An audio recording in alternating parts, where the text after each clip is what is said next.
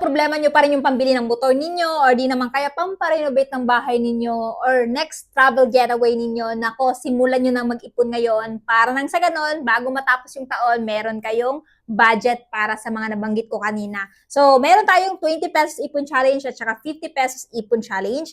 So, kung halimbawa itong 20 pesos ipon challenge yung napili nyong challenge, guys, kapag ayan, napuno nyo po ito sa Kaka Shades, magkakaroon po kayo ng tumataginting na, ayan, 32,000 pesos. Pero kung halimbawa itong 50 pesos ipon challenge naman, kapag napuno nyo po ito sa Kaka Shades, magkakaroon po kayo ng 44,800 pesos. Pero kung nakukulangan po kayo, meron po din tayong available na 100, 500, 200 at 1,000 ipon challenge. Depende lang sa inyo kung ano po yung pipiliin ninyo. So yung kinaganda kasi dito, kung halimbawa 20 pesos ipon challenge, kung meron kayong barya na pakalat-kalat dyan, ayan, i-shoot nyo na diretso dito para nang sa ganun hindi nyo magastos, naiipon nyo pa. Kasi kapag nag-iipon kasi tayo, tsak, papaldo po talaga tayo dito. At ito yung legit na magbibigay talaga sa atin ng pera pag napuno natin to. Kaya naman mga mima ko, mga paps, ayan, kung gusto nyo ding itry itong ating ipon challenge, kahit alin man dito sa dalawang to or doon sa mga nabanggit ko kanina, at kung interested kayo, idadrop ko na lamang yung link ng